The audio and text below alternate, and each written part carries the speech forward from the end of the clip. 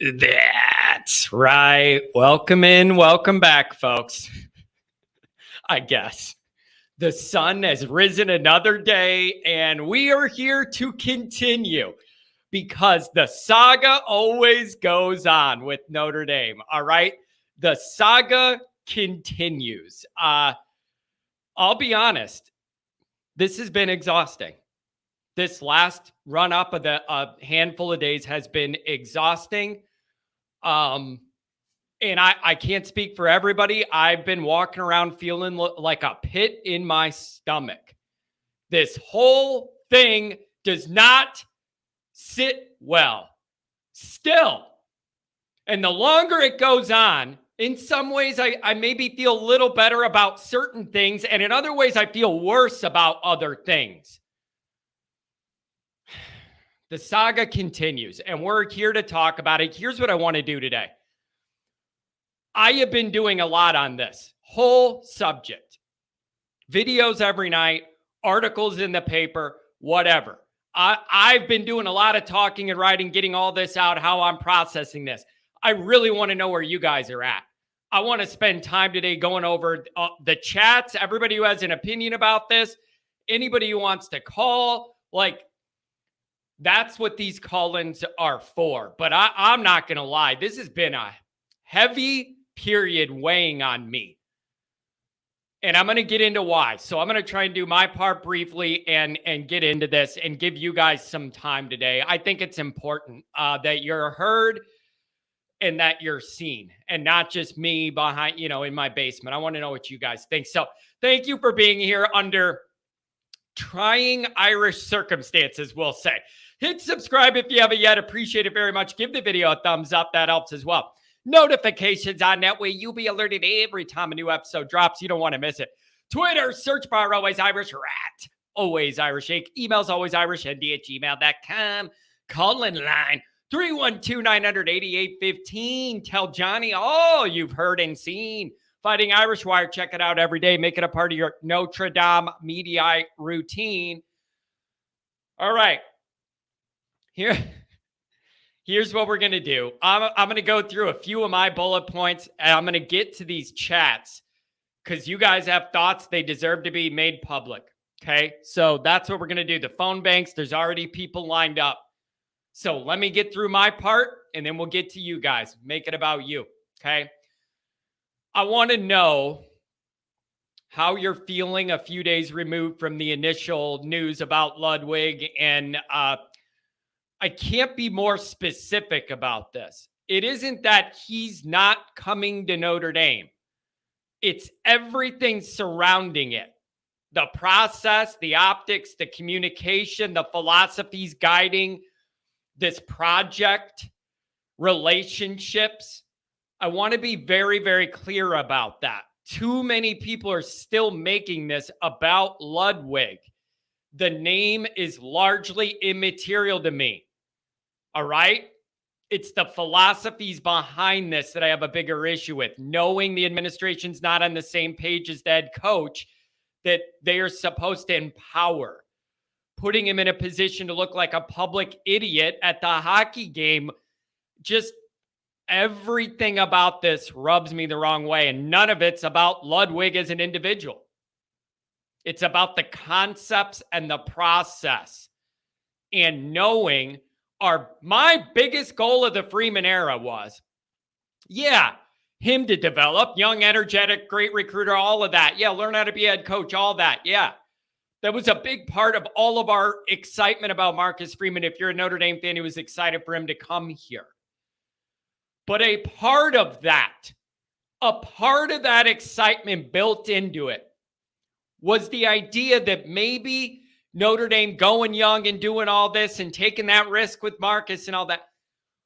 Wrapped into all that was the idea that the administration in some ways was getting more modern and all that, as the team was, as the coach was.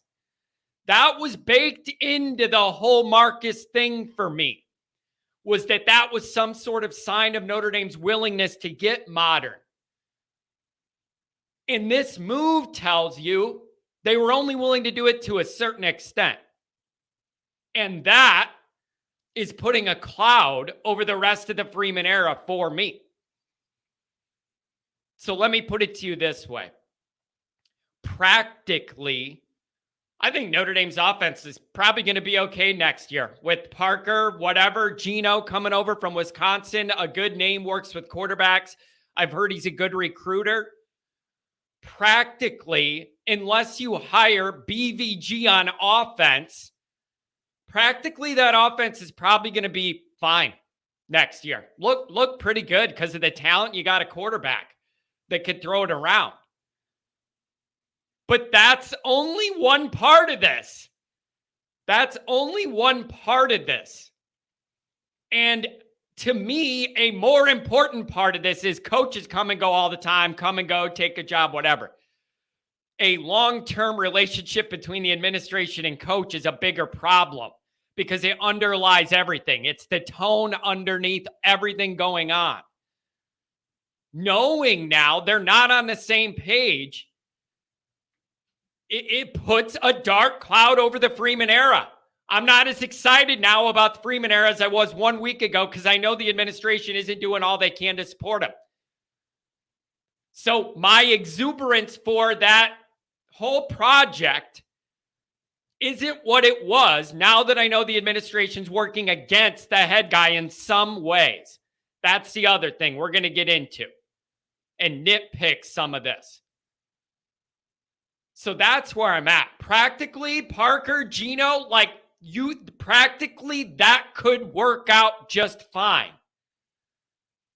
But philosophically, there's a bigger problem here that I hoped was starting to kind of go away as Freeman was here. Now I know it's not, and I'm not going to forget this. No matter what, I don't care if the offense scores 50 points the first game next year or whatever and looks great.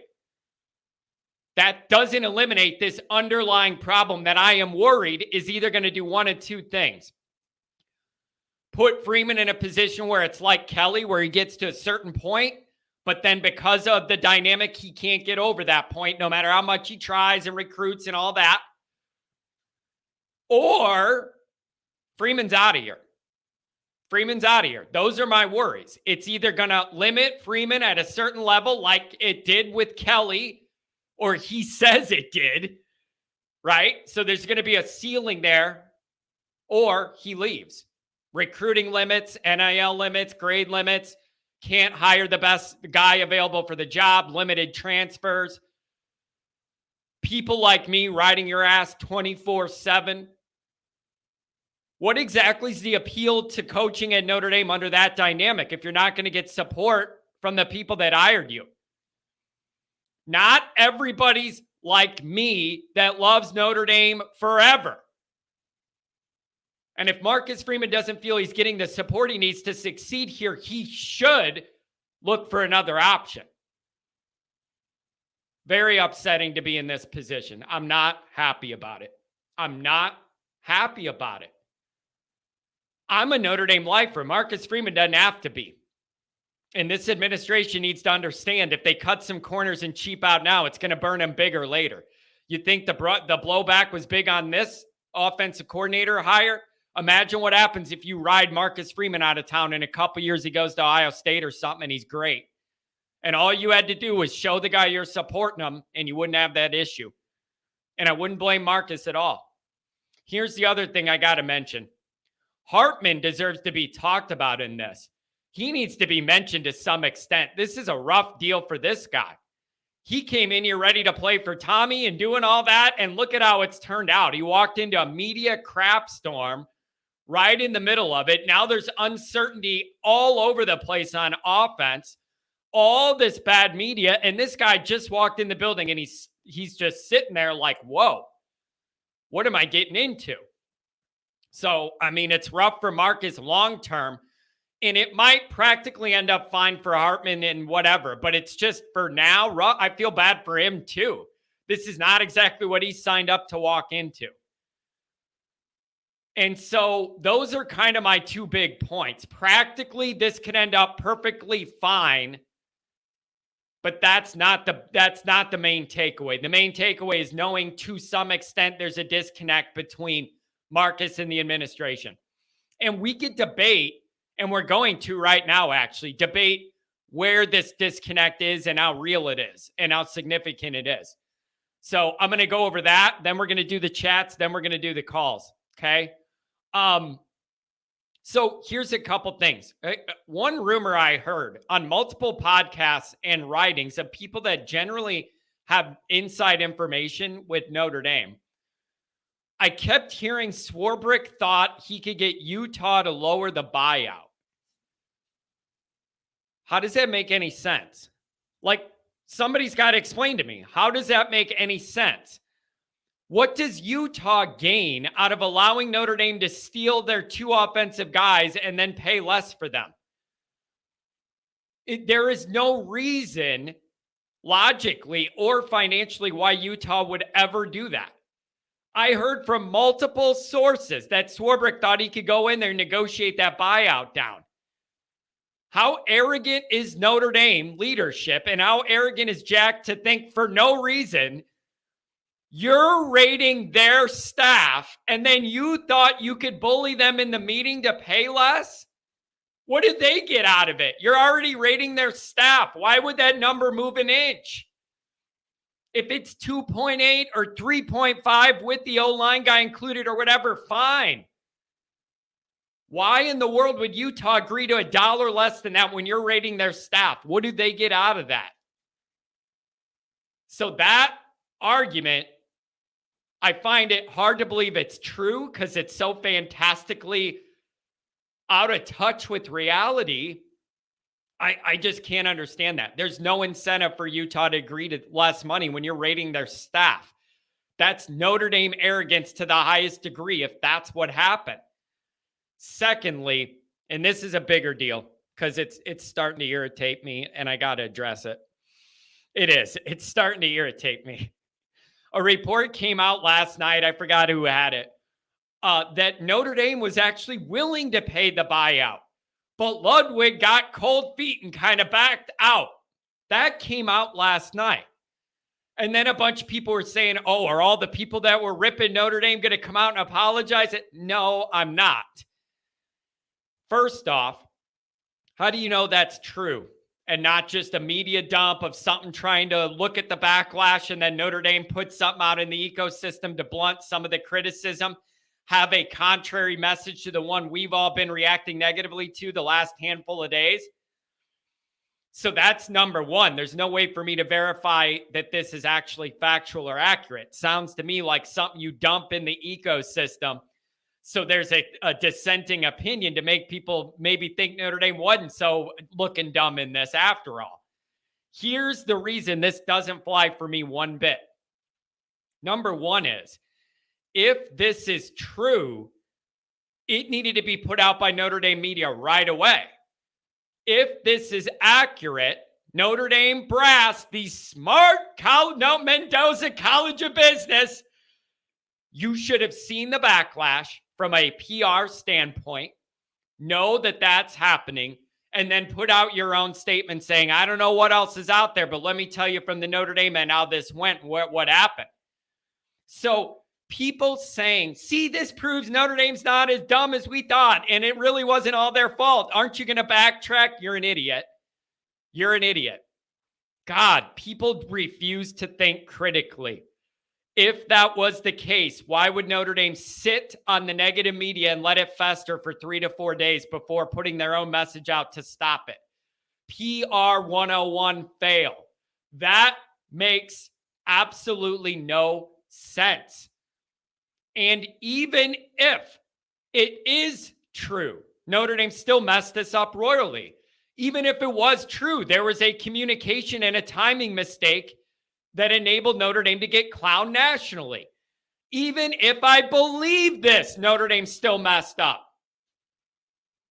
Because until you're sure you got the guy, you don't bring him on a public show-off date to the hockey game. I'm telling you, it's PR 101. You knew what you were doing, showing that guy off, parading him around in front of cameras for a reason.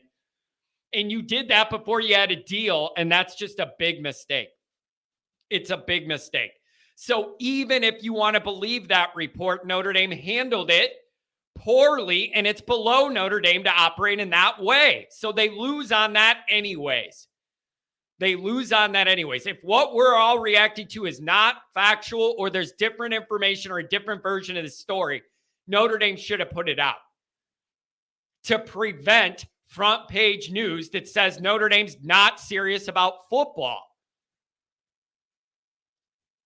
So even if you want to believe it, Notre Dame still made multiple mistakes here. The other thing I want to react to is this staff's becoming increasingly Cincinnati-ish.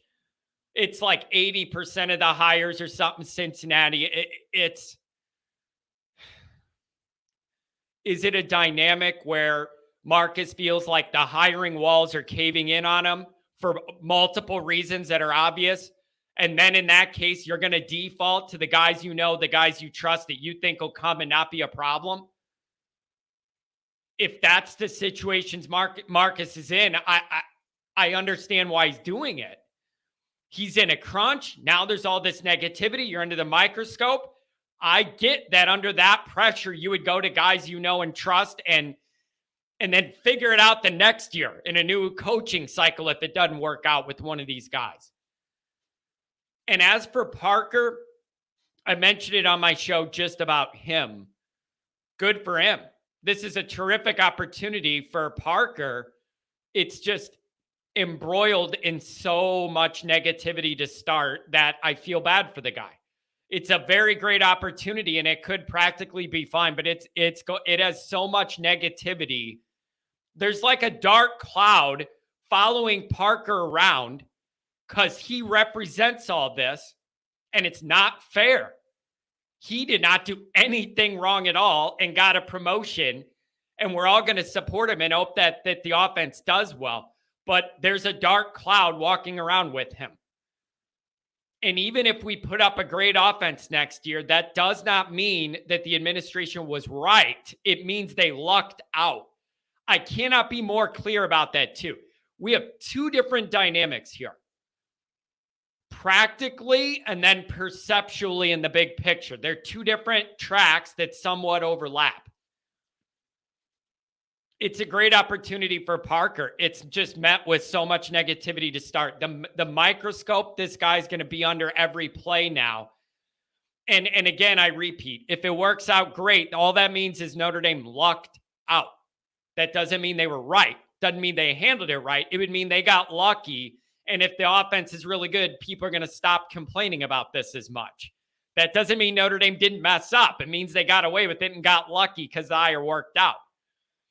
Offensive line, I still don't know what they're going to do there. Gino, that Wisconsin quarterback guy, that looks like a really, really good hire. It's just not the main point of the discussion. It's not the main point of the discussion.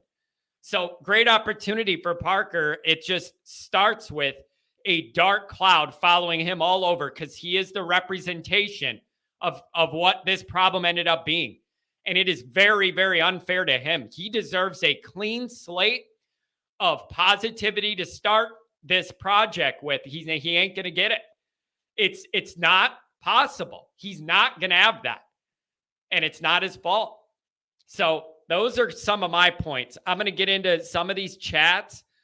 When we get caught up with the chats in like 5 minutes, then we'll get into the calls. So 818-812-260. I got a 618. There's a bunch of callers today.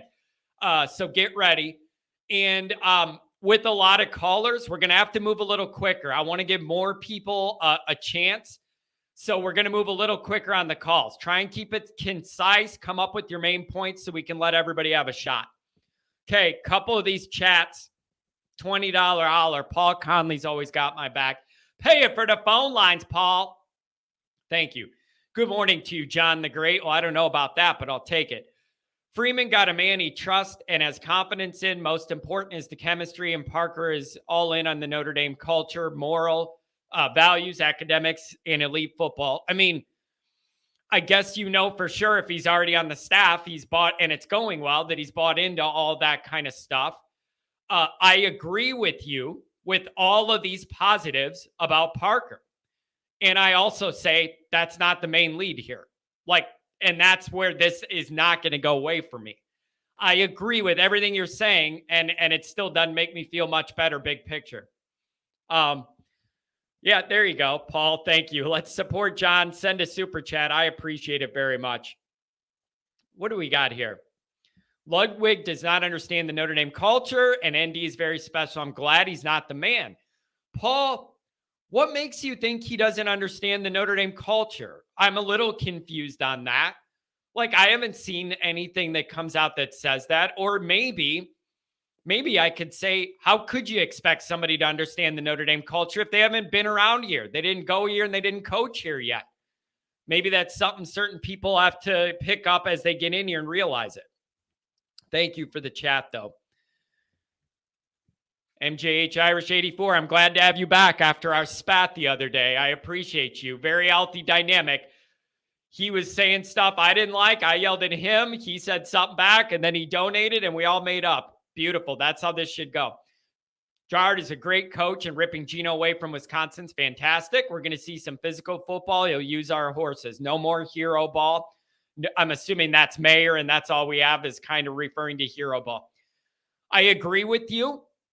I do. I totally agree with your statement here. And then I'm also going to follow it up with what I just said. That's not the big lead to me. It isn't. I think the underlying dynamics of how the football program operates big picture mean more to me long term than the practicality of coaches that come and go often. And that is where I have a real sticking point with this, even if it ends up going well. It's rough. It's just rough. I need to get over it, and it's hard to do. Never going to refer to the other guy, Von Beethoven, again. Let's go. Thank you, MJH Irish. I appreciate it. Steven, good to see you. Good to see you. Drunk's here. Drunk for O-line coach. Drunk Vigo. Yep, he's going for it. Deb Thomas, good to see you here. What else do we have on the chat? Let's see. ND9, it's BS what they did to Marcus, but I'm done crying over it. We have an OC and a QB coach. Let's get an O-line coach and get to work. Do it in spite of the administration. Yeah, that's a really good point, ND9.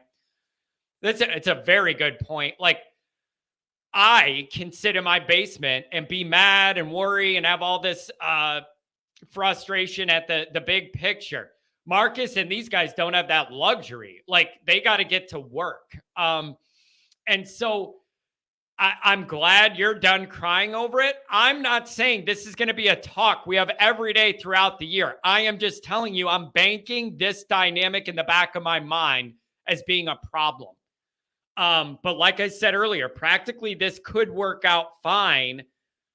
But that just means Notre Dame got lucky, not that they're doing things right.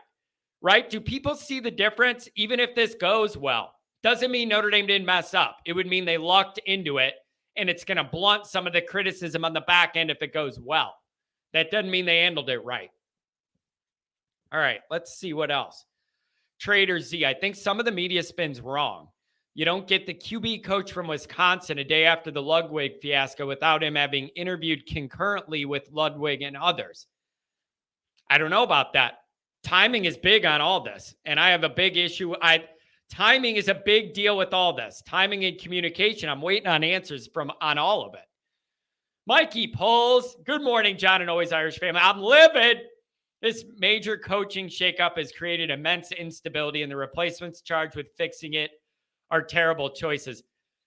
I don't know if they're terrible choices. I don't know if that's fair to go that far. Not number one choices, maybe. Not the most experienced, maybe. Like I can't say terrible. But I feel like Notre Dame was boxed in. And when you're boxed in, you have limited options and you have to make decisions more quickly than you would like. That's a dangerous position to be in for a guy starting his tenure. Very dangerous.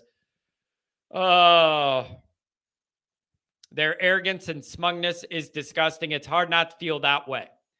It is very, very hard not to feel that way. Looks like Freeman's hiring all of his Cincinnati buddies. I'm telling you what that feels like to me. He tried to do it the way he really wanted to do it, got stonewalled, and then you have to go to your backup plan, and that might end up being guys you know and trust personally willing to work with you. Not ideal. It's just not ideal. Here you go. Yeah, Mikey. I love Marcus. Something's off with all these hires. This is what it is. I think I just figured it out. Tried to do it the way you wanted to, the big picture, probably right way. And then that didn't work. And now you're boxed into a corner. And the longer this goes on, the more the fire festers. You got to kind of put an end to that. So give it some closure. That's how you end up in this situation. It's dangerous. It's dangerous. People are talking about Watt at offensive line now. Again, dangerous. Could work out, not ideal.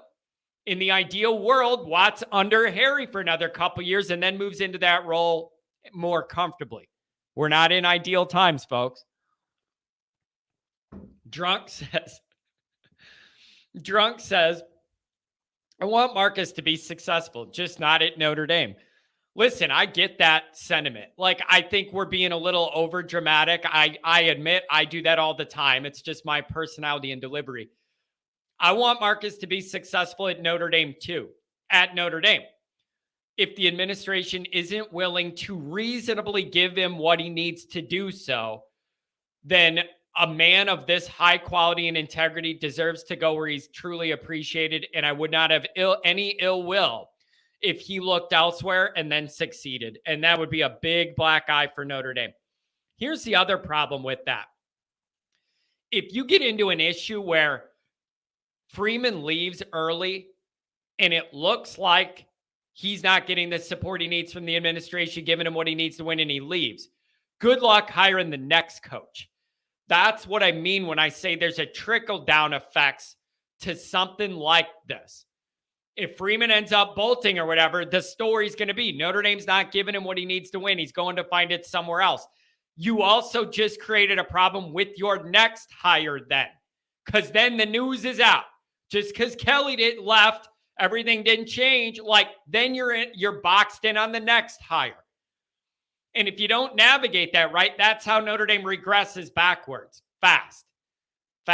Nobody elite's going to want that job because they're setting themselves up for failure, knowing they're not getting support on the back end from the administration.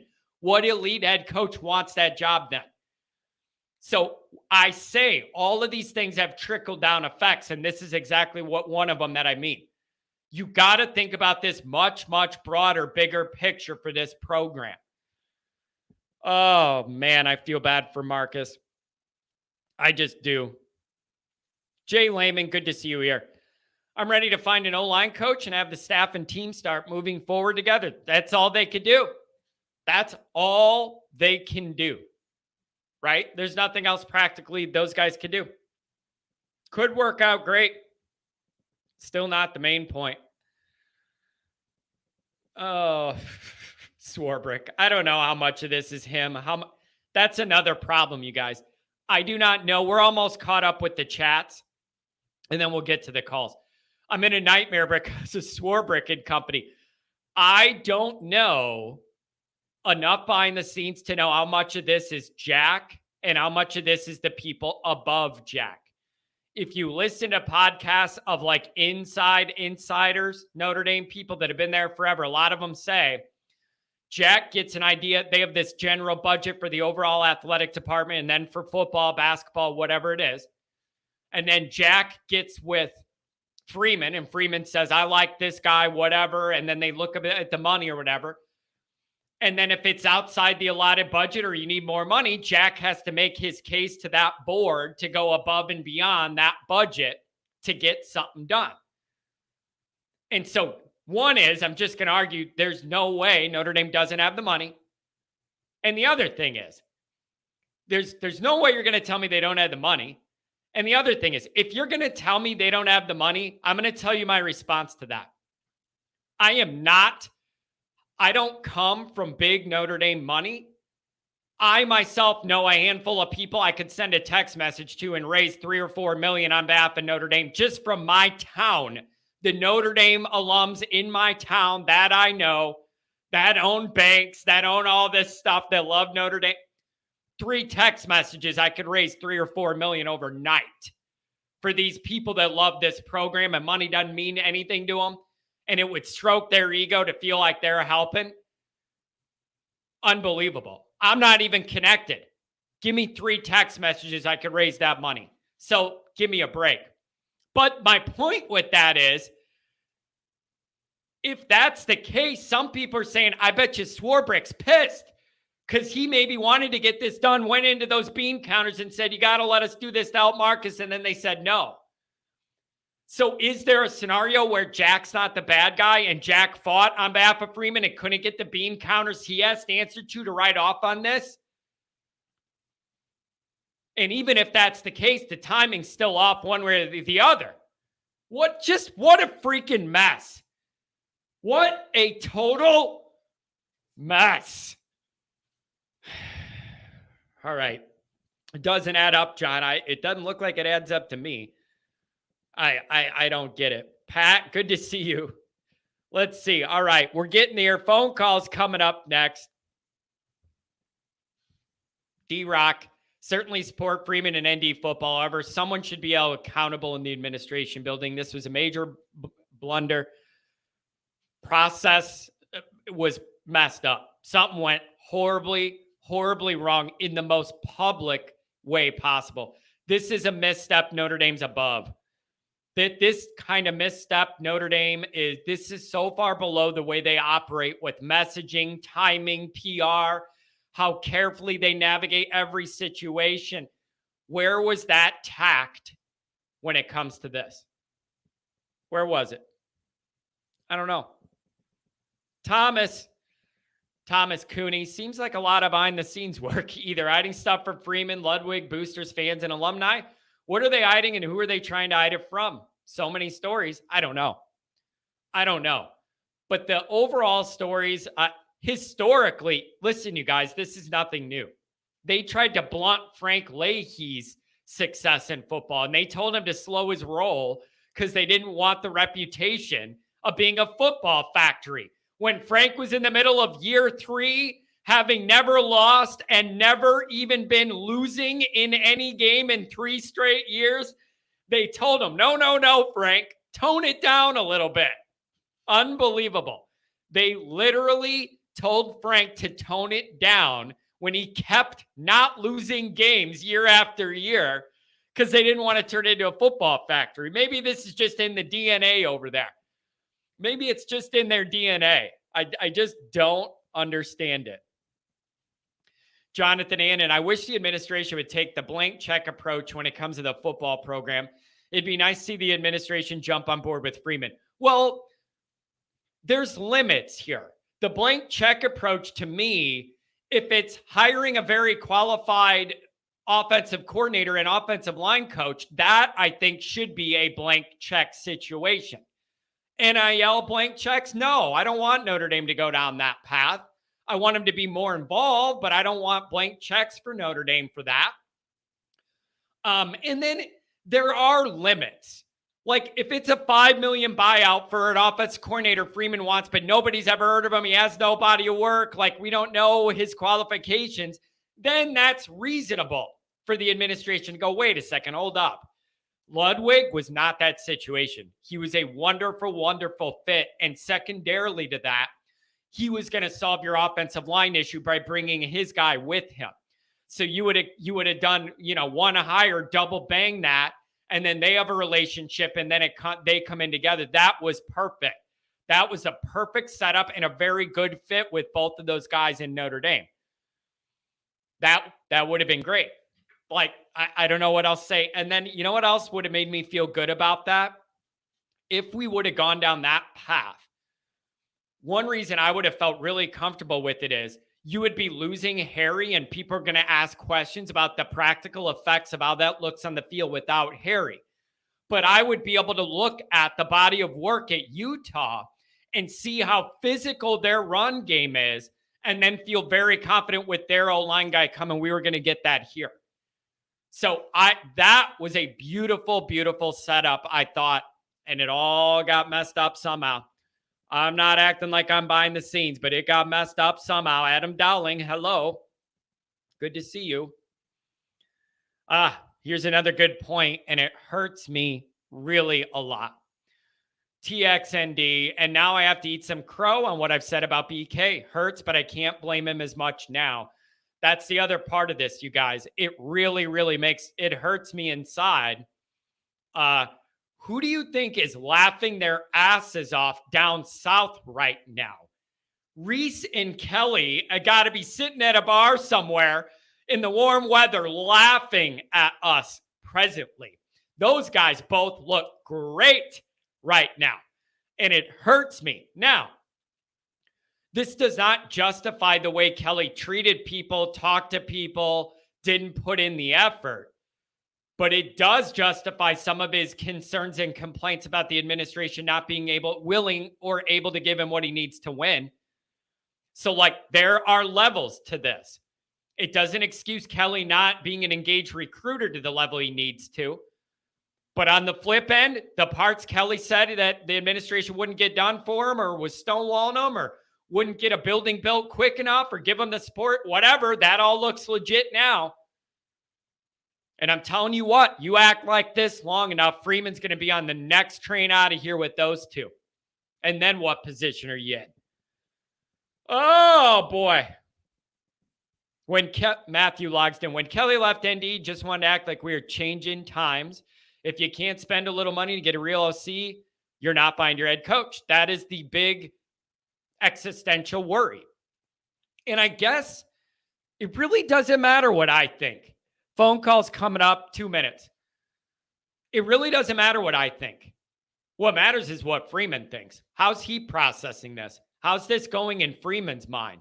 When he's sitting there at the end of the night, just sitting there thinking, is it rage? Is it anger? Did he mess something up with the communication?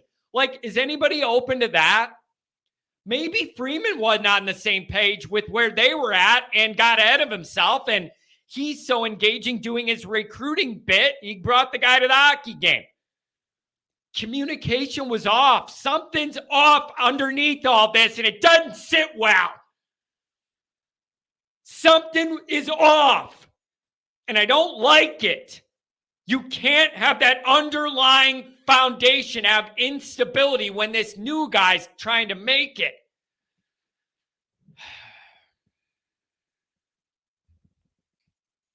D-Rock, Chris Sorch on another podcast said this was a head scratcher. He said he was very surprised by the process and the blunder. I'm telling you, if everybody wore their jersey like he did, we wouldn't be in this position. I know they don't even allow that anymore. That cutoff. Oh, man. Steven, we have to have faith. I'm an old fart. Trust Freeman. To hell with Swarprick. Here's the deal. I do trust Freeman. But I can only trust Freeman to do what he's allowed to get accomplished. That's the issue. It isn't a matter of trusting Freeman. It's I totally trust Freeman. But you got to take the shackles off the guy and let him work. You can't handcuff the guy. All my trust in the world in Freeman doesn't matter if the administration's not going to let the guy I trust do what he needs to do.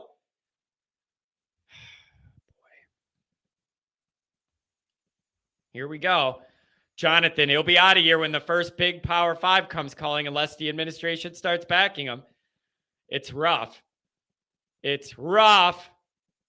Oh, here we go. All right, we're going to get to your calls. I want to know what you guys think. Pat, what do you have to say? I don't believe the lowering the buyout story, but there's a scenario where it could make sense. I just think it's pretty ballsy. There's literally zero incentive for Utah to do that. None. There's not one benefit for them doing that. And I just can't think of one. Here we go. We got an ACC guy in here. ND just needs to stick with the ACC and show they don't need these people. Huffer Billy, good to see you here. I miss you. Good to have you. Let's see. Adam, what do we got? Unless you were in the room, how do you know they're against Freeman? The problems we face are with ourselves. Our expectations are what's overrated. 1, great QB. 2, receivers are green. How do I know they're against Freeman? They may not. It doesn't have to be intentional. Even if this was all a big miscommunication, it's the biggest misstep of missteps. Even if this was all accidental, just a communication mishap, it's unacceptable. And when I say against Freeman, I don't necessarily mean against Freeman individually, just against the concept of doing what you have to do in the program to be elite. Like the head coach is immaterial at that point to a large extent. Kelly, Freeman, whatever. But the idea is that they don't have to be against Freeman. They could be against the idea of letting the program spend to be elite. I don't. Our expectations are what's overrated. Here's what I'm going to say about the expectations. As a baseline, I expect Notre Dame to have respect. As a baseline, I didn't say anything about winning playoff games, winning a ring, and I didn't even go there. Notre Dame should always have respect regarding the football program. We have none right now. So my expectations are overrated. I expect the curators of Notre Dame to keep us in a position to be respected nationally, and we're not. So if my expectation of us not being mocked and ridiculed nationally is overrated, I don't know what we're doing here then. All I'm asking for is to be respected. And if that's too much for Notre Dame to handle, we have a whole different discussion. I didn't even say win a title. Keep us respected. And we're not right now. All right. We're going to get to the calls. $1.99, $2 holler. Here's a little to keep the lines going. I appreciate that. Thank you very much. Appreciate it. Oh, man. You guys are great. Really appreciate it. All right, let's see what we got. 818, you're coming up. Let's see if your phone line's better today. And now we give you the rest of the story. I'm telling you, your phone Don't line. You miss Paul Hey, your phone line is crystal clear. It no longer sounds like you're scuba diving. It's beautiful. Do you remember Paul Harvey? Yeah. John? Yeah. Yeah. And we give you the rest of the story. Wouldn't you love to be a fly on the wall and hear that one? Because as we were saying, or as I was trying to convey last time we talked, and I could tell about halfway through, okay, I don't think I'm coming through very well. Because I was saying things I know would have ignited you, but would have got you going. Yeah. So I'm glad I'm in my car and my speakerphone. This works so much better. Beautiful. And for a period of time, I was on. Yeah. Anyway, so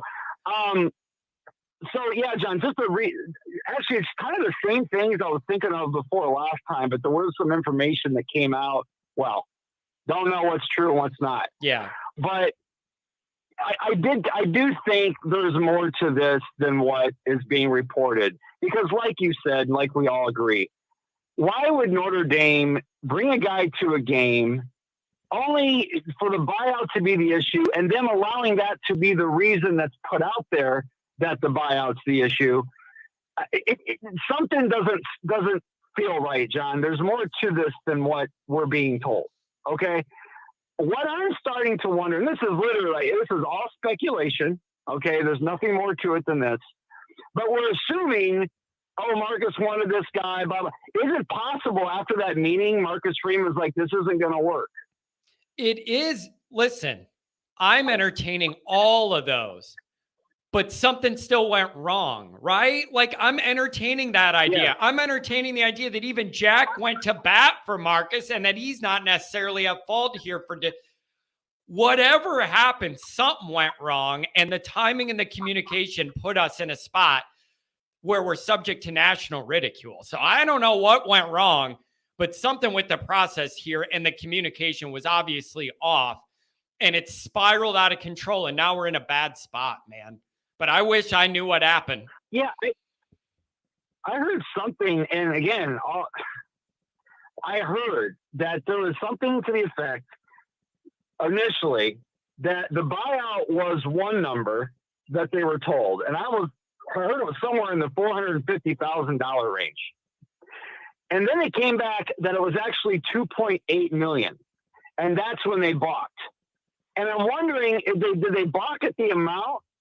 And if that's even true, if that was what was reported, or did they balk at the lie that they thought it was a certain amount and it turned out to be more? And then my next question is this more about Utah than it is about Ludwig? In other words, did Ludwig think it was this amount? He told them that, And then it came back, no, it's actually this amount. And there was something hidden in it that they didn't know on the surface. I don't know how that happens.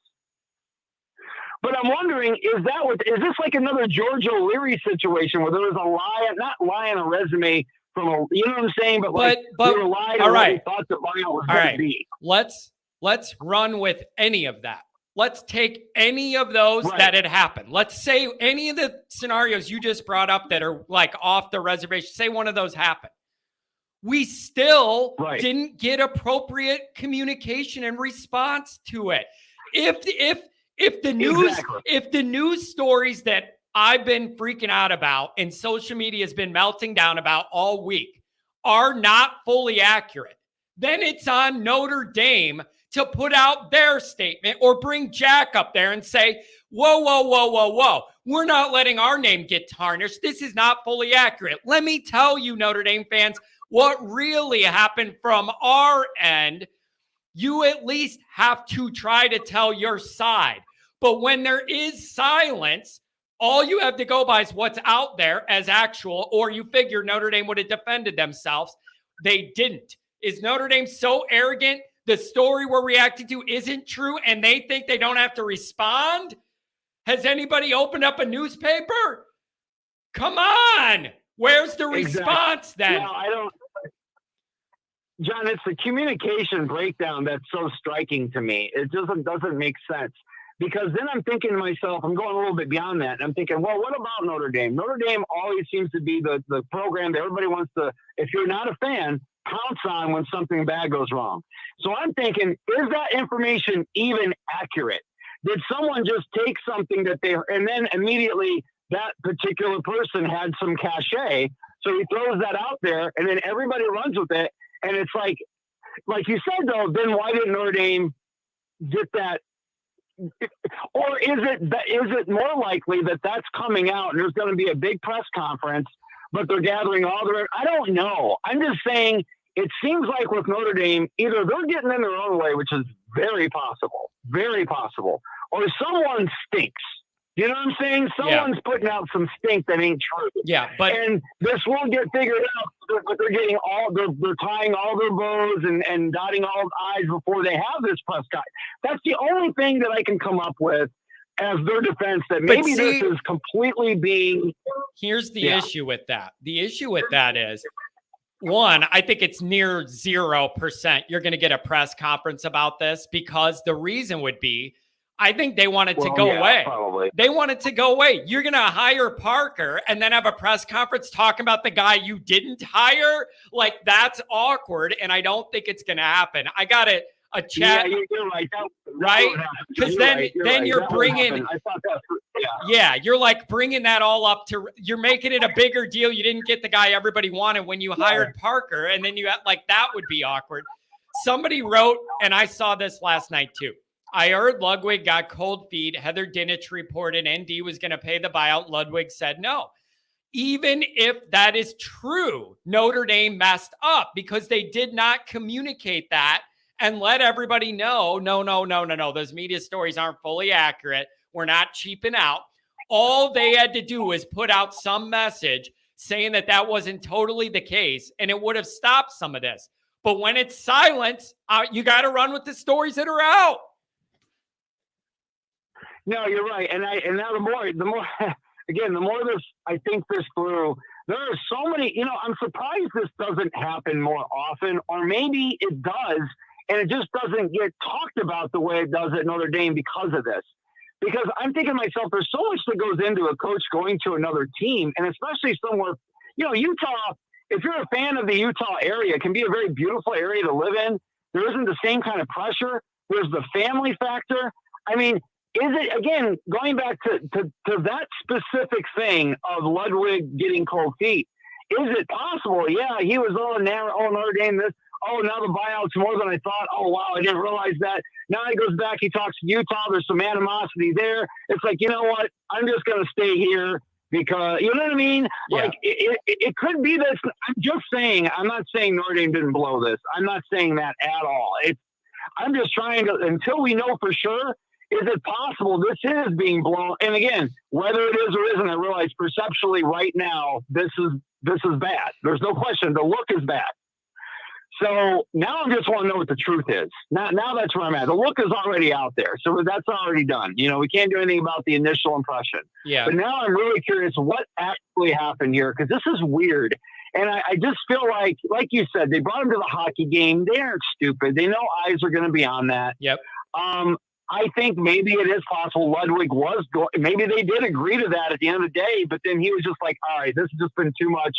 I don't feel comfortable. You know what I mean? It could just be he at the end of the day just decided, okay, I guess I don't want this after all. Yeah. And again, but again, I mean, listen, the messaging matters. If that happened, all you have to say is, we met with this guy and we just ended up deciding it's not the best fit. That comes off way different than the way this comes off. Like, how you handle it matters. Yeah.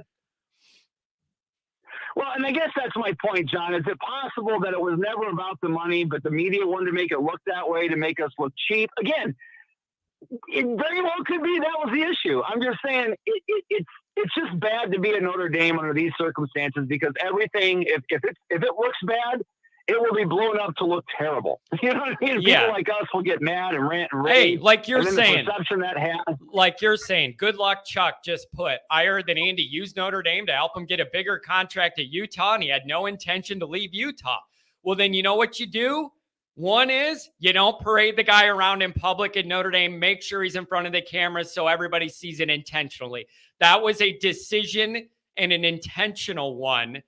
And it was a big misstep. Like, if you are not sure where this is going, you do not parade that guy around in public like they did. That was a mistake. Well, and yeah, that's for sure. I think that's the one. If all that is true and it was just, then they should have. I understand the guy wanted to go to a hockey game. When are you going to tell him not to go? But it's one of those things where the cameras are going to be on him. I don't know. Maybe we are making more of this than what it is, but at least right now it doesn't seem like it. And I will also go back to what I was saying about the Brian Kelly stuff. Even though I'm not the biggest Brian Kelly fan, I've also not been his biggest detractor. And, the first few years he was there, he did try to recruit those type of players. I remember that distinctly. The second, third year, he was, and then what happened to Aaron Lynch? He left. And then there was a couple other guys that left the program. And I'm not, again, where he failed, John, this is where we can agree. I think Kelly's recruiting strategy would have worked if he would have made one major improvement, and that is focusing on the quarterback. If he would have focused on that one player one or two guys that he knew he had to get in early with, he could have recruited the way he did with the rest of the team and probably been okay if he'd have gotten that top-notch guy. That's where I'm going to blame Kelly, but he may have been right in the way in which he was recruiting, knowing, okay, if I put this much energy into this and then that takes away the energy I'm doing with this. You know what I'm saying? I want to give him a little bit of a break there. That might have been what was going on. But he clearly didn't do the right thing when it came to recruiting the quarterback position. There's no question of that. Yeah. I don't know, man. Yeah. There's a lot of questions here, and I don't think we're going to get the answers. And the bottom line is, no matter what the real facts are, the reaction to it wasn't appropriate. And that's like my big point. I don't know all the details, but I know whatever the actual facts are, if they're different than what the main story we've been fed is, Notre Dame needed to try and protect itself from the perceptual nightmare they're in now, and they didn't. And that somebody messed up. And the whole thing stinks. Let's just call it. It stinks. Somebody wrote, Rodney, and this is genuine. Somebody wrote, what if it was like a last-second decision? Like, hey, do you like hockey? I love it. Want to go there instead of the Booster's house? Let's go. I love the idea of like that casual little date night. Let's go. But when you're running Notre Dame, you got to know before that happens how that's going to look, the smoke. You got to think ahead. You don't have the luxury to just go on a date night. You know what this does. I agree, John. I'm almost thinking that maybe Freeman did that because it's like, whoever it was that, said, hey, that's probably how it went down. It probably wasn't even like hey, we're showing everybody off here, but you got, and that's where again the young coach. I'm not saying it's him. Maybe it was Schwarber. Who knows? Maybe it was Captain Jack. I don't know. But you gotta. That's the unfortunate part, man. Is that there are eyes on this stuff, and you got to kind of know that going into it. But having said that, man, I just hope. What is it? I can't remember. I know Parker. What's his first name? Jared. Yeah. Is it Jared? Yeah. Okay. God, he kind of looks like Tommy Reese. It was weird when I saw the thumbnail. I'm like, I thought, is that Tommy Reese? Oh no, that's the other guy. Now let me give you something good on him. Let me give you some good on him. Yeah. His nickname in recruiting is War Daddy, and I kind of like that, and you're gonna need it. But his nickname in recruiting is War Daddy because how much he likes to get after it. I do like that. Well, and I like the fact that they hired an elderly statesman to be the quarterbacks coach who also has a good recruiting, background. By the way, did he help develop Cone? I'm just curious because he was at Wisconsin. Was that after before? Yeah, I don't know that, but I do know he is well respected and he has a good history and he's allegedly a good recruiter. It's just unfortunately because of the dynamics, not many people want to look at that plus side. You know what I mean? Right. And I got to tell you, man, I think Chris Watt is probably the future of the offensive line, but I just, again, I feel like it's a couple years early. Yep. Man, I don't know. I don't know what you do there either. I don't know, man, but it's, I'm not sure the real facts here, but I do know that whatever this actual story was, it didn't get reported to cover Notre Dame in the way that they're supposed to protect their own operation. And it's just very upsetting. And lastly, John, I'll leave you with this and then get to the other callers or whatever. But I will say, I got a feeling Parker was much higher on the. Again, I do think that you got to look at it this way too. Again, it could just be an amalgamation of things. It's like, yeah, it wasn't that we wouldn't have paid the buyout, but maybe Parker was real close to that hire anyway. Maybe they slightly wanted Ludwig, but when all the kind of like little intricacies of it was coming around, it was like, you know what? We're really high on this Parker anyway. And you know what? Think about this, John. We are both in the same camp that we wanted Marcus Freeman anyway. But now you got to wonder if it is a Notre Dame issue and if it is a money thing. This is going to the other side of it now. Was Marcus Freeman a discount hire? You got to ask yourself that. Again, I'm happy we got him, but I'm just saying, like, that's the negative side of it. Can I bring up something that I'm starting to see leak in national media that is very, very dangerous and it could get toxic for Notre Dame? I didn't want to bring this up, but you kind of led me there. I'm already seeing national. It isn't local. I have seen national guys say, you know what this seems like to me? You hire the black guy on the cheap and then you don't give him what he needs to win and then you ride him out of here, but you say you hired the young black guy to make that look good. I do not like that, and I've seen it out. It isn't local, but I've seen multiple national guys say, I don't like the way this comes off, that you hired this young black guy and you're not willing to help him. I am not even wanting to go there of if that's accurate or not. But I'm just telling you, I've seen that narrative start to leak, and that's another toxic narrative you can't have attached to your program. But I've seen it. Well, and that doesn't surprise me at all. But as far as that goes, I mean, it's like they didn't do a lot of that for Kelly either. I mean, that's not, but that's right. But it's not the same optics. But it's not that, you know what I mean, though. Right. It's not the same optics. But you would think a guy who's got all that head coaching experience, and if he didn't get it, why would they then? But you're right. I mean, the optics are going to show that, even though it's probably not the truth. But yes, I see what you're saying. It's just that rough. Did cross my mind as well. Crossed my mind as well. Any closing thoughts for you, my friend? Just the stinks. But maybe it won't. Maybe it'll be great. Yeah, maybe it'll be great. And I'm not even saying. I don't even know that it won't be great. It might be really good. I mean, I got no reason to think it's going to be bad. Yeah. I'm just saying optically, the stinks. Yeah. Yep. You're right. Yeah. Well, thanks for the call, my friend. That's Crystal clear on the phone line. Thank you. Have a good one. This is the way I'm doing it from now on. I'm just going to go to my car and talk in here. So, beautiful. All right, man. See Have ya. a great one, John. Can't wait to hear the rest. Take it easy. Bye, bud. Have a good one. Oh, what a nice guy. 812, we're talking to you. What up, John? Good morning. Now that we're a few days into this, have any of your thoughts changed or the way you look at this? Where are you coming from right now? I'm coming from the camp of, are we really giving the media a pass? The same media group who were smart enough to bury Harry's retirement during the Super Bowl, we're really giving that group a pass to say they dropped the ball by not reporting all the things. It was so funny to me, man. 7 minutes before the Super Bowl kicks, that tweet came out. I'm like, dude, we're doing a Super Bowl news dump for the O-line coach? Wild.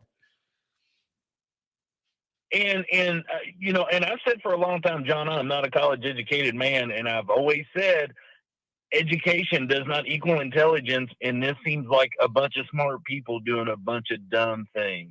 Yeah, it's just disappointing it wasn't more organized. Whatever the actual facts are, it's very frustrating that it wasn't handled appropriately. The messaging was poor, the communication and timing were poor, and as a result, we all look like idiots.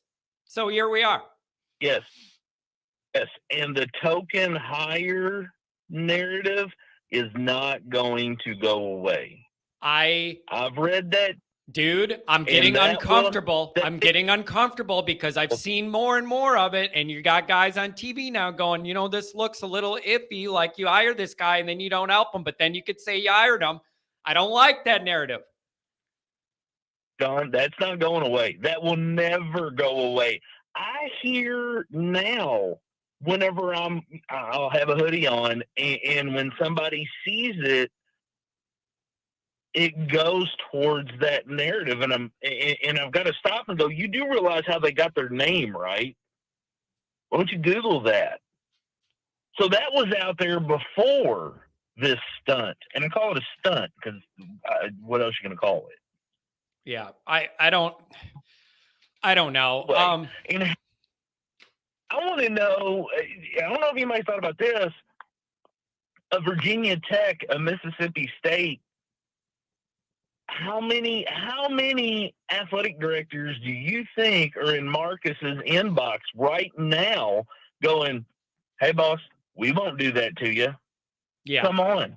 We'll back out.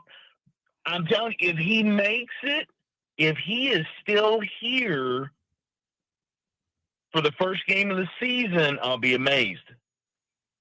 It's, that may be a bit extreme. And again, I am open to the idea, man. Maybe Marcus made a misstep with communication. Maybe he thought he had clearances he didn't have. Maybe he thought this was further along with the bean counter people that are separate than him than it really was. Like, I'm open to all that. I'm open to Jack wanting this to get done and he got stonewalled. I don't know those details, but my overall point is, whatever the actual story was, it didn't get handled the right way. And that's the bigger problem. No, exactly. We have to take this in the day of social media, in the day of everything is at your fingers at the speed of light.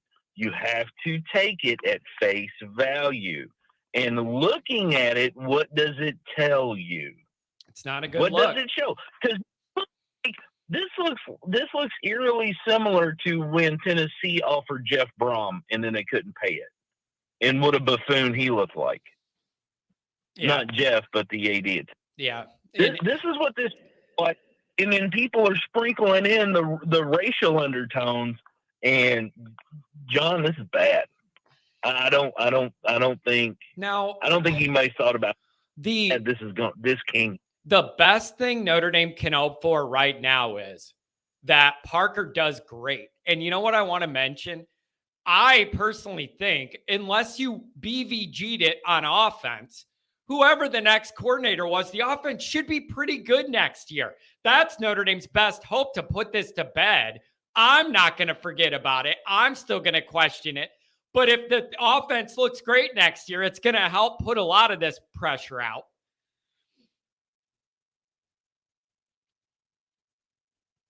I think amongst us, yes. Nationally, no. See, I think it might be the other way around. I think it might be the other way around, Oh, where 2000 nationally, 2000 where nationally they'd go, oh, the product looks good, everything must be going good at Notre Dame. But locally, I know that I feel there's undertones that make me uncomfortable. So I think it could be the other way around if it goes well. That nationally, the people that aren't as emotionally invested in how we look say, oh, well, it looks like it worked out. Now I'm mad at it because I wanted Notre Dame to be bad and this guy's good. So I don't know. But the messaging was off, the communication, the timing, something went wrong. And I don't hear any Notre Dame people trying to put the fire out. They're just letting it burn, baby. Yes, we have over a half a year that this thing has to smolder before you ever put a product on the field. Hey. And the damage will be done, and there will be no coming back from it. Because it's February, John. We don't play until do we play? Yeah, well, we do the double game in August, in August, I think. And that's a long time for this stuff to fester before you ever think about putting a product on the field. And every time they show Jack on the sideline in a booth, you're pulling that band, you're pulling that scab back off. Yeah, it's just a rough look. And one question I have is, how big of a disconnect is there between the Notre Dame higher ups and them being connected to reality to understand and worry about how this looks? Like, I have a major question about that. Are they so out of touch that they don't see this the way we do and how bad it is, and they just thought this would blow over? Or did they know all this heat was coming and aren't going to try and blunt it? Like, what's the plan? Just let us get ripped for eternity is the plan?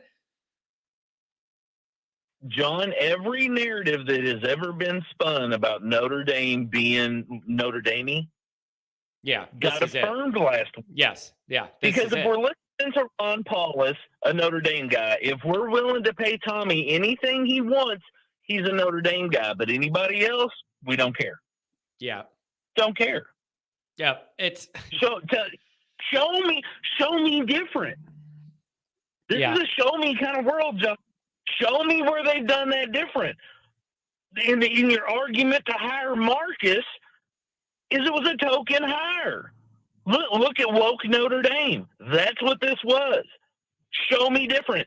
Show me different. But see, here's the issue with that. The issue with that is, man, how sick would that be to set this up with that framework, and then you trap the guy and not give him what he needs to succeed, but you made the hire to look good?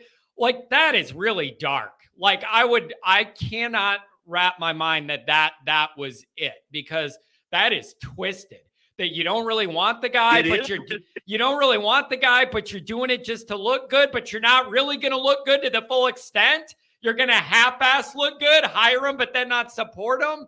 How does that ultimately benefit anybody long term? It's illogical. That benefits none of us, big picture.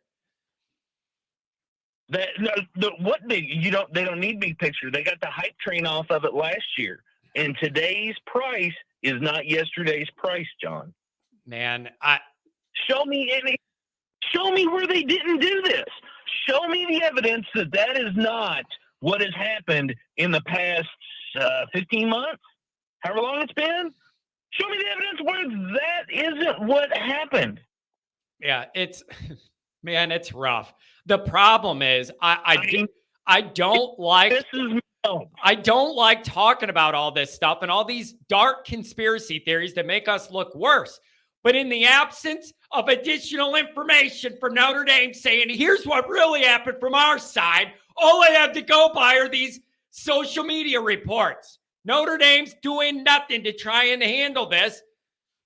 So then they're basically saying what's out there is what's out there. I don't know how else to react. Exactly. If you don't care to give me the information to fight for you, I don't care to fight for you. I'm telling you, man. What do you want me to do? I'm telling you, if Notre Dame doesn't take care of Marcus, he's going to go somewhere where they would love to have a guy with his energy and give him all the resources available and say, guess what, young guy? let it rip. You need NIL money? Here That's you what go. You need a private jet pulled up at your back and your driveway? You got it. Here's the money. Do what you need to do. With that energy, Marcus Freeman can get a lot done. Notre Dame better be careful. You better be careful. Hey, what's the over-under of those offers in his inbox right now? I mean, I don't know if it's at Yeah, that we're point fine. yet. Like, I don't know if he's proven enough yet wouldn't to it be? do that, but I don't know. Hey, why wouldn't it be? How long did it take? How long did it take Georgia to hire an OC? Couple days. Yeah, it's rough, man. Listen, we're going on a couple weeks. We're going on a couple weeks and are farther behind now than when they started. Yeah, it's not ideal. It's just not ideal. are you Practically doing? and perceptually, this is a fail, and Notre Dame's apparently doing nothing to try and combat it, and I just don't understand. Anything else Yeah. you got, my friend? I feel real dirty in my Notre Dame hoodie right now. I feel real dirty. Well, it isn't your And I don't fault. like It it. isn't your fault. Why do you feel dirty? You didn't do it. Because with that hoodie on, I represent what they did. Yeah, What it's they're hard. doing. It's hard. And God knows what they're going to do from here on out. I feel real dirty right now wearing it. Yeah, I get it. It's just kind of hurtful. I don't know what else to say, my friend. I'm glad you were able to get it out. You got a final parting shot for us? What do you got? Trust Marcus. John, we've had this conversation. I'm trusting Marcus. The And if he leaves, but the problem with that is the door. the problem is I trust Marcus, but that trust is incumbent on the administration letting Marcus do the things that I trust him to do. Exactly, John. We're circling back to the original argument. It isn't a lack of trust in Marcus. I trust Marcus, but only if you let him work. Let the man cook. I'm trusting Marcus, and I'm trusting them young men. There you go. That's all we could do. And there was another show that talks about this, that it's Notre Dame against the rest of the world. I don't think everybody thought the rest of the world was down the hall in the other building. Yeah. Where the rest of the world started. But it's the rest of the world, John, and you got either this is going to be a long spring and summer, or we're gonna have that tunnel vision. Yeah, it's. I have to. I don't know, man. It's very frustrating. But I don't know. Thanks for calling, my friend. I hope it feels good to get it out. I really appreciate your insight. All right, man. Talk to you later, John. Have a good one. Have a good one. Take care. Look at this. We got Uncle Lou over here. He knew he probably talked to Pigskin, and I know Pigskin Pete was playing me yelling on his show the other day. Uncle Lou, thanks for the $5 holler. Lou shows up around here only when he knows I'm going to be mad, because I think it's just entertaining to watch somebody lose their mind and stroke out live on the air. $5 holler from Uncle Lou. I appreciate you. Bring back in bring in the black and white TVs and the Notre Dame glory days. Like, I've seen what Lou's putting in there. The Pope's going to be the next O-line coach and all that. Lou, I've been so mad this week. I don't have it in me to let you trigger me to use it as content. I don't. I've been too triggered the whole time that I don't have anything specific. I know you're trying to get me riled up. Oh, 773, you're talking to me. All right, John, seriously. Okay, we're about to get shit started. This whole thing that you started about the people in the media talking about Freeman being the token hire or whatever the hell that is. Yeah. It's such total complete bullshit. These people are just people who hate Notre Dame, and they see a weakness, and they're trying to stir a pot. And anyone that is saying it needs to be called a goddamn mother effing liar. These are the same people who were bitching about Notre Dame firing Tyrone Willingham, and then Tyrone Willingham goes to Washington, and he goes to goddamn 12, and he's not stupid. He sucks. I hate these race baiting son of a bitches. It is what I've seen in that vein has not been anything local. And I want to mention that. Of course not. I have not seen, it is not They're any all cowards. it is freaking cowards. It is no B writers. It's no, Irish, any of our stuff. Nationally, I've seen these panels and I've had things sent to me. It's bad. And they're going, it looks like this. And I just don't want that to start burning up and start. No, Marcus Freeman was the best man for this job. Marcus Freeman got this job. Marcus Freeman is the guy that's going to take this program somewhere. And Notre Dame did him a disservice. But I don't think it's Jack Schwab. If you and I texted about this, and this I'm all riled now. This is how I think this situation went down. Jack doesn't sign the check. He's the athletic director. He's got a budget. You talked about it. Yep. He has to go in and get sign off on this. Now, whether or not there's disagreement on the $450,000 or $2.8 million, it doesn't come down to him. He's got to go to the board. The trustees, the university trustees, have to sign off on this. That's what he had to go do. And Jack probably went in thinking he can get Utah to come down on their buyout because they're going to come back and say, look, this is a good thing for your guy. Don't you want to see Andy Ludwig, a guy who was successful at Utah, go to Notre Dame and be successful there, and that gives you good lineage back to your school? No, Utah said, F that. We want our money because we don't think you guys will pay. They called Notre Dame's bluff. Jack had to go to the trustees, and the trustee says, we don't give a shit.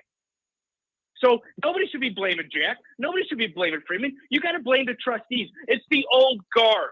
Notre Dame is growing up. Notre Dame is changing, but there is still the old guard there. Go talk to John Brennan, the guy who's the chairman of the trustees. He's the jagoff that blocked this. Now, let me ask you this. If we go with this, like what you're saying, and we run with all of that, and even if it's not, Jack actually wanted this, went to bat for Marcus and got rejected, whatever that is. Whatever that reality actually is, not the media version, whatever that reality actually is, why didn't Notre Dame try and handle it on the back end? Like, there was no effort to mitigate any of this PR nightmare in any way from our end. Because whoever was right or wrong, what the details was, Notre Dame's good enough at PR. They should know how this is going to look. No, somebody actually made a mistake. Somebody did make a mistake, whether it's Paulus or it's Swabrick. Somebody made a mistake because they should have been out in front of this $2.8 million before the start. You can't just assume this. But here's the thing, and this is somebody was mentioning this when you did it Tuesday. That where's Tommy Rees's buyout? Where's Tommy? I guarantee you, even if Tommy Rees had a buyout in his contract, Notre Dame didn't charge for it because they knew it was a good thing for Tommy Rees.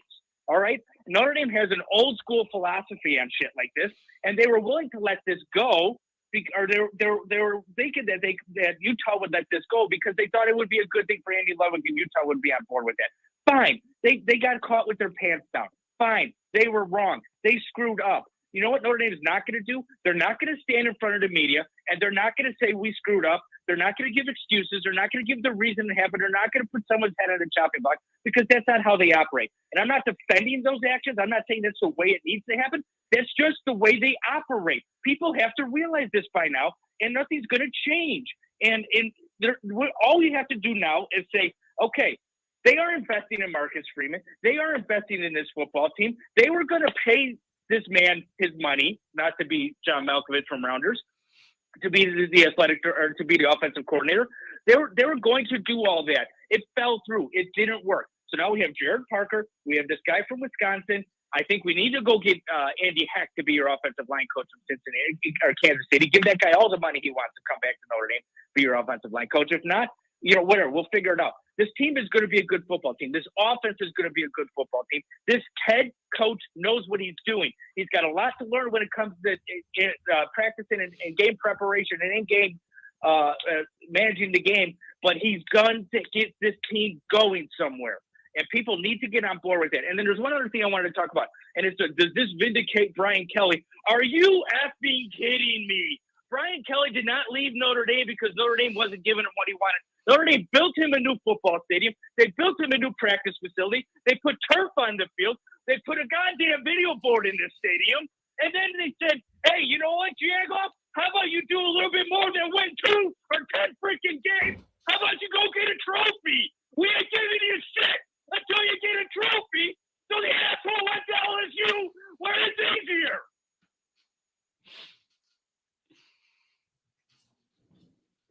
Does it feel good to get that out? Yeah, a little bit. Why am I more calm than you? What is wrong? I don't know. What has gotten into Chat you? had me going. What has gotten into you? I don't know. I mean, that's about as extreme as you get. And I know you haven't been drinking Miller Lite yet. It's 10 a.m. No. You know what? My plane was canceled last night out of Arizona. I didn't get in until 3 a.m. this morning, so I'm a little tired. Oh, man. All right, Pat. Anything else? You got anything else for me? Or is that it? Oh, I got a lot, buddy, but we can call it here. I know you want to get the other caller. All right, Pat. And then I'm going on vacation. When I get back, we'll reconvene for some stuff, and we'll see if we settle down at all. Don't go to sleep, Later, Pat. bud. Go to sleep. This was a terrific contribution, but go to sleep. Bye, John. Have a good one. Glad you got that out. This is what the call-in show is for, folks. I got an interesting call here, 815. So that's the original area I'm from. The last name I recognize, and you would too. Let's see what we're cooking with here. 815, you're coming alive. Good morning. Maybe if I hit the damn button. There we go. 815, you're on the air. How's it going, John? I'm actually Angela's little cousin. That's Michael. that's what I thought. I saw that, and I see the 815, and I'm from that area. And then I saw that it's like half the names cut off. And I said, I don't know anybody named Rudig. So I figured it had to be you. What's up, man? Thanks for the call. Thanks for jumping in. What's on your mind? So I actually disagree with Pat on how the situation went down. I think that it was Jack Swarbrick from what I've heard and stuff. Like just listen to other Notre Dame insiders and stuff. And every Notre Dame insider literally predicts what Notre Dame was going to leak out to the media about as far as how this thing went down. They're like, they're going to cover face. And that's where you saw the On3 report come out, how they were willing to pay the buyout, but I just don't believe it. Yeah. From what I heard, it was Ron Paulus screwed up the contract. He actually got his old contract, Lugwood's old contract that said the buyout was $450,000.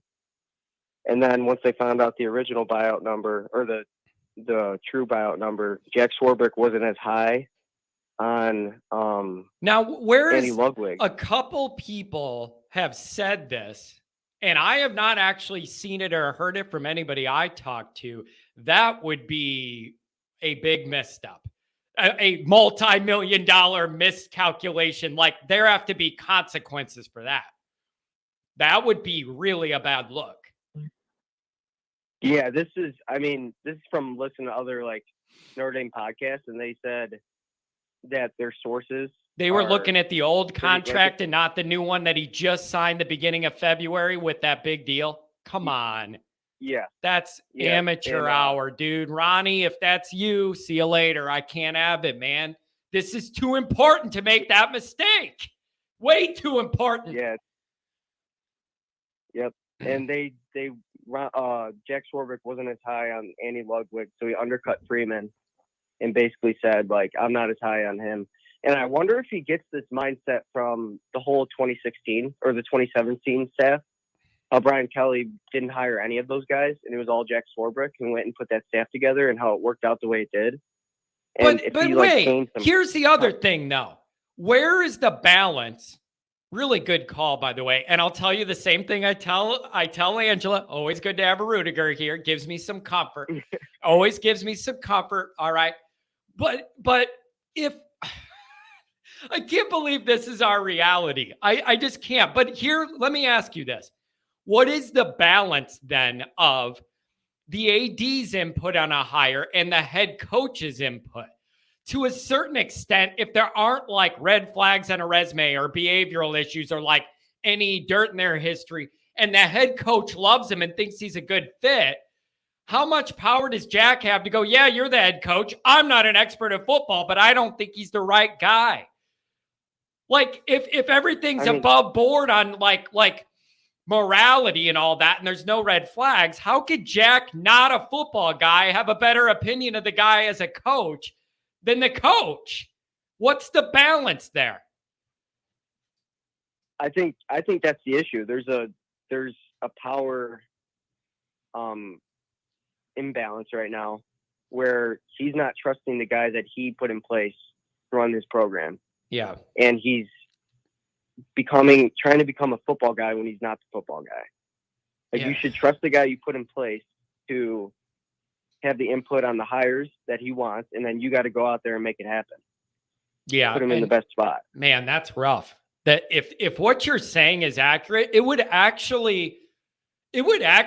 what you're saying is accurate, it would make me feel better a little bit, because that would explain to me it's a horrible mistake that there has to be consequences for. But it would make some of this make a lot more damn sense, wouldn't it? If what you're saying is accurate, it makes a lot more sense of how we ended up in this nightmare. Yes. And this is like, these podcasts that I've listened to, they've come out and said this publicly. So it's come behind the paywall, like come in front of the paywall. Right. Yeah. So that's why I'm comfortable with saying this. But apparently these sources aren't just like someone who knows a guy. It's like sources within the program that are in position that knows what's going on. And Ron Paulus apparently screwed. I don't know if it was Ron Paulus specifically. I think it was, but they got the wrong contract.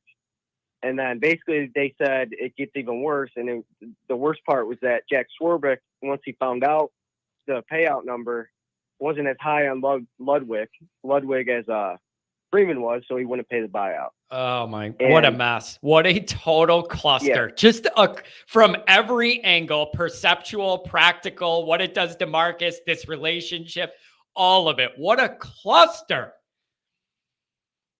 Yep. And the donors apparently the donors he never asked any of the donors to fundraise any money. They never got reached out to or anything about raising money. Listen, man, I don't know if you were here earlier. I don't know how long you've been listening, but I said earlier, I'm not even well connected. I could send 3 texts and raise 3 or 4 million on behalf of Notre Dame. Dude, in Kankakee County, Illinois alone, I could do that from the Notre Dame people that own all the banks and everybody else. Like, it would not be that hard. Like, there's a bigger issue in play here, because raising the money is 3 text messages. Like, Notre Dame people got the money. So there's other things in play.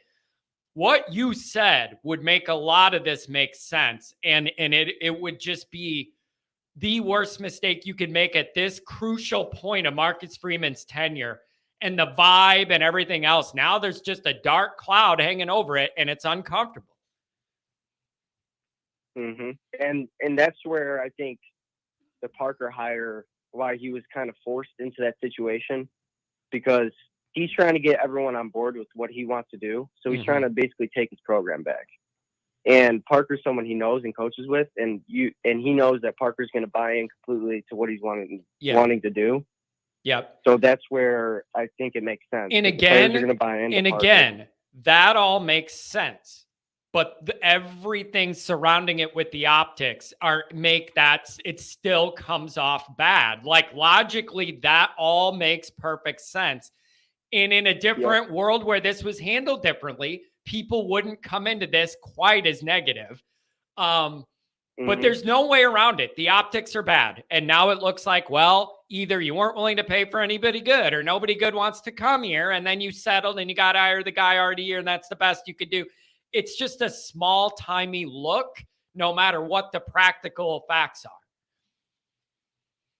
Yep. And I find it funny that the people that I got this from, like, that I'm listening to, and the insiders are saying, like, Swarbrick wasn't willing to pay the buyout, and they're like, but Notre Dame's going to try to cover face, and save face, and they're going to leak it out to the media and try to cover themselves, basically. And then I find it funny that it's like coming from the Paul Feinbaum show, I think it's with ESPN, right?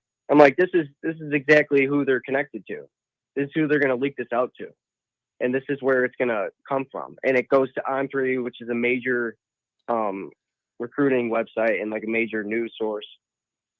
So it's not a coincidence that they said, Notre Dame's going to try to save face here and say this is not actually how it went down. and they predicted it, and then it happened a couple days later. Man, I'm telling you, there's reports saying, oh, they were willing to pay it out and stuff. I am saying that even that report leaking on behalf of Notre Dame came too late. It needed to come out 2 minutes after the one that said we were cheap came out. Like, if you wanted to put out the PR fire, it needed to be right away and say, there's some information out there that isn't completely accurate, and then make up a bunch of, BS, and then just say it didn't work out, but we want to be clear. We're willing to pay. Like, that's all they had to do to soften this a little bit. This is just rough, man. The best thing now is Parker's run a good offense, and you got a Hartman and a good court. Like, run a good offense next year, and maybe some of this will start to lessen in intensity. It's all you can do now. Mm-hmm. And I heard the Wisconsin guy that he's hired is pretty good with developing quarterbacks, so that's a positive thing. It's just the offensive line thing. And the whole because I'd listened to a couple other shows that you did, and it was like the with Harry Heastand. And again, from what I heard, it was if Tommy stays, Harry's staying. Basically, like, it was like, yeah, Harry that makes a lot of sense. Necessarily completely bought in to Freeman totally, because he left right after Tommy left, and he didn't want to. You know how Harry Heastand is. He likes to do his own thing and stuff. Yep. And you know what? I actually heard that too. Coordinator. That is one thing I actually heard too, was that Freeman knew Harry was going to do that, like, kind of shortly after Reese kind of made his move. Yep. So, like, the timing on that one, I think, was a little more transparent, where it may have not been public, but Freeman knew Harry was going to do that. So that was in his mind as he was exploring the offensive coordinator.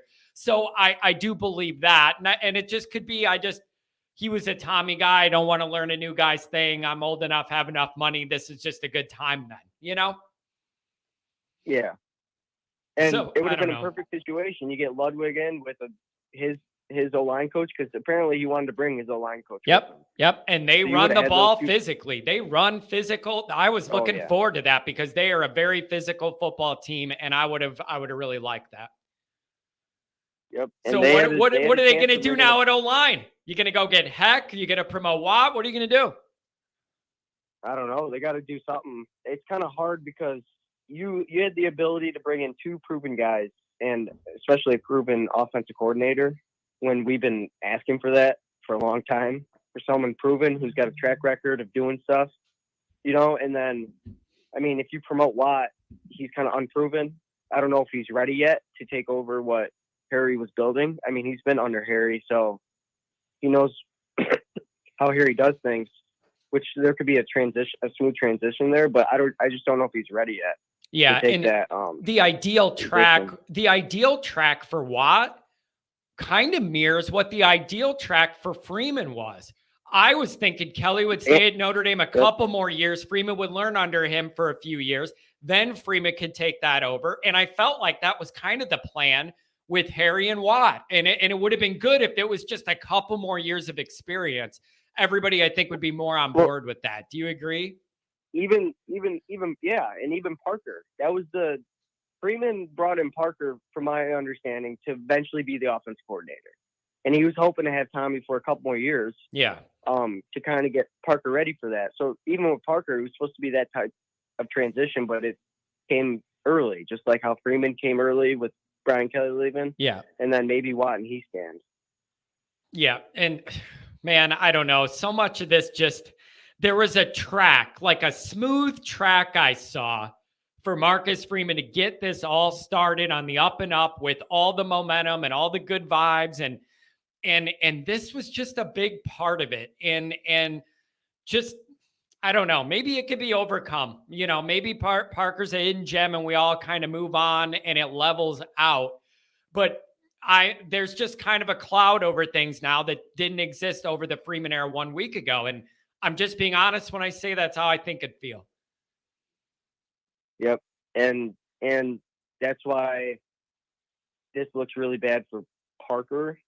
Like, not a lot of fans are going to accept Parker. It's so unfair too. It is so unfair because he has done nothing wrong. He's getting a promotion to this fantastic opportunity, and it is starting off with nothing but negativity. Yep. I don't know, but thanks for calling, my friend. Always good to hear from another Rudiger. Now I got a couple of them here. Yep. I love it, man. That's right. I love it. And you know what else, I love Angela? the show, by the way. I love the show. I appreciate that. Angela told me you were at one of the games last year I was going to be at, and I have no cell phone service over there. I get text messages when I cross the state line coming back to Illinois. I get no damn messages. And I felt bad. I was going to make an effort to come see you guys, and I couldn't. So we'll make it happen this year. Yeah, of course. Yep. All right, man. Have a good one. Always good to have a Rudiger All right. on the line. Have a good Thanks, one. my friend. Call again. Yep. Take care. What a good caller. Rudiger, come on. 618, make it great. What's going on? How you doing, John? Stressed. Yeah. Wound a little tight. That's how I'm doing. Yeah. But man, I'm gonna put my take on it in my spin. I don't think that Ludwig wanted to leave Utah. I don't think he wanted to. Okay, so what? But wait a second. He just re-upped a new contract like the first week of February. So, like, why would you do that the first week of February on a new deal and then go run around? Because you don't have any real leverage then right after you sign a deal, right? Mm-hmm. I don't think he wanted to leave Utah. I think he entertained it. And, you know, we don't know what was going on behind closed doors, but maybe he told Freeman that, hey, this is not for me. And the Utah people just spent it the way they wanted to spend it to make it seem like Notre Dame didn't want to pay the buyout. Right. But I'm still saying, even if that's true, Notre Dame made multiple mistakes. Even if that is accurate, what you're saying, Notre Dame still messed up the PR thing and how it looks and how it feels. It's a mistake to parade that guy around at the hockey game, knowing the attention and smoke it's bringing. When you don't know you have a deal, like you were setting yourself up for this nightmare. I just think it was all handled bad, man. Yeah, it was handled bad by it was handled bad by Notre Dame, man, parading him around to the hockey game and doing that. But in the end, he should have told them he had no intention, you know, of coming to Notre Dame, man. Just to end that right there, you know, even the speculation. But he continued to let it go on. Notre Dame continued to let it go on. And now, you know, I think this guy that we got now, Parker, I think he's going to do a wonderful job, you know. Yeah. It's just a shame that it's starting with so much question and negativity. This guy deserves a clean slate and all Irish optimism, and it's just not going to happen. It's an impossibility. Now, if that offense starts playing well and beats Ohio State in late September, a lot of this can start going away. You'll have multiple months between now and then. And then if you start winning on the field, people go, hey, this guy's working out and whatever. Like, so that's the best thing that could happen now. Well, what I think is, man, about a spring game, if the offense is looking really, really good in the spring game, I think it'll go away by the end of spring. Yeah. I don't think it sticks around that long. These type stories don't stick around that long. Yeah. And man, spring's going to be interesting. Blue and gold game is going to be interesting. There's a lot to watch for in the blue and gold game, man. You got a lot of new. That's going to be an interesting weekend. There's a lot of changes.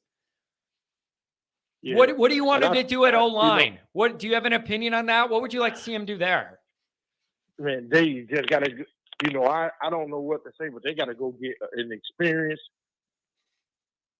great guy, man, because, you know, it's unfortunate for the recruits and the people that came to Notre Dame that wanted to be coached by Harry.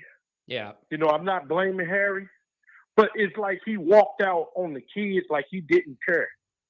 He didn't care, I heard reports that Marcus Freeman sat him down and spoke to him like, we want you here. You know, he didn't do much recruiting, but, man, he let a lot of kids down.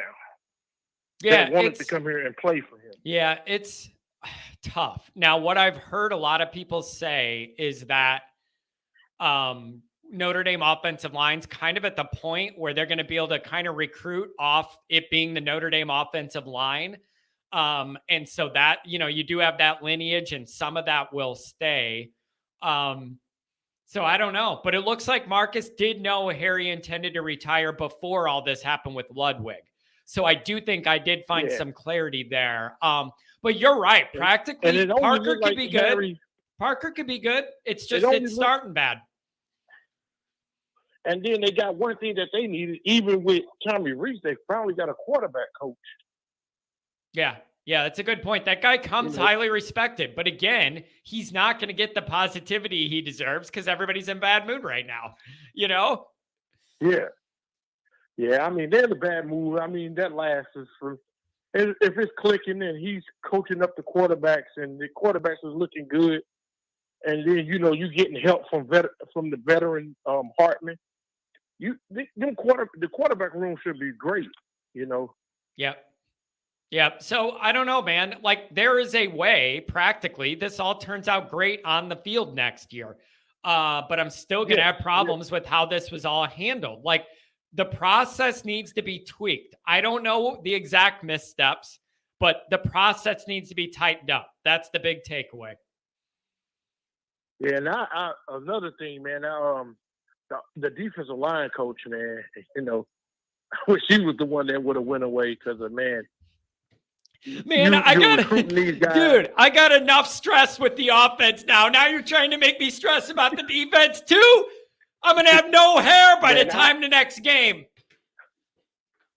He was the one that I wish would have walked away instead of Harry. But, I mean, Harry was respected. He did it for 40 years. He deserved to do what he did. But it also made him look like he was only there for Tommy Reese. Once Reese left, he was like, I'm gone. Yeah. It was, you would not think he would come out of retirement with the idea it would only be for 1 year. Like, I do think there's something to that. That doesn't make a ton of sense. The guy doesn't need money. So the idea that he would come back for 1 year as a plan doesn't really add up. So I don't know, man. I want to support Marcus. I want to believe in him. And I just hope they give him what he needs to have a chance to accomplish great things. That's all I'm asking for, whatever that looks like.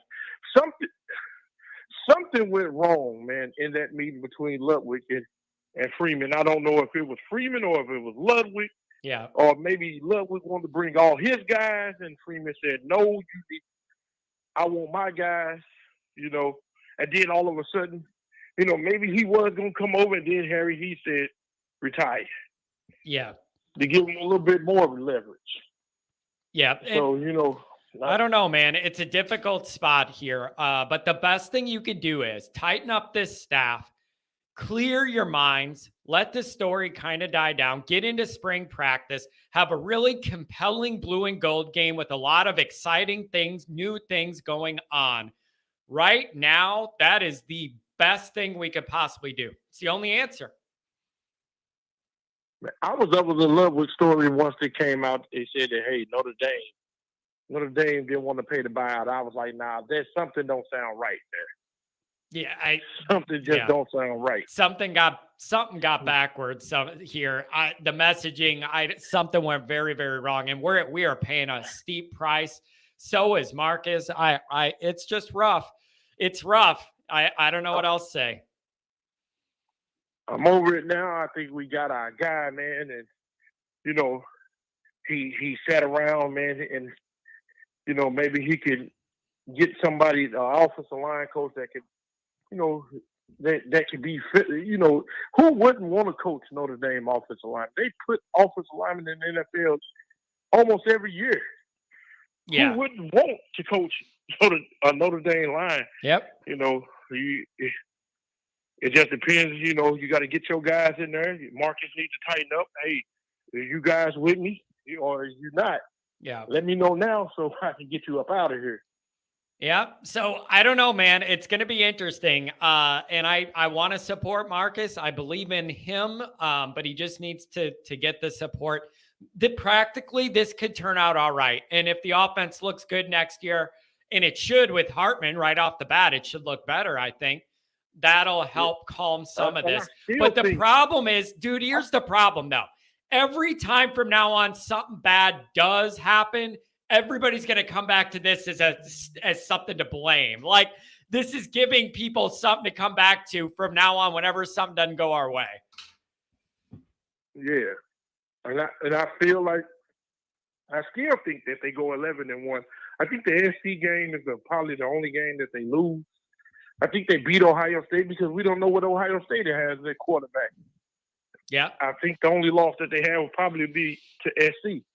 Yeah, Notre Dame should be in the advantage against Ohio State. You would have them at your place, and they would be the ones with the new quarterback, and you'll have a sixth-year guy. If you can't win that game, then you're further behind than I already thought you were. And then USC, Freeman can't afford to start out 0-2 against USC. Are we getting serious? This guy can't start out 0-2 against them. No way, man. That's brutal. I just think that, man, this year SC probably got the better team. I don't hate it. think their defense is that good. I hate it. You're going to have to be physical against SC. And you got all the tools, the offensive line, the running backs, everything to be physical. Can I ask you this? You got to go in there and prove. Let me ask you this. Were you surprised and disturbed that USC seemed to be more physical than Notre Dame did this year when we played?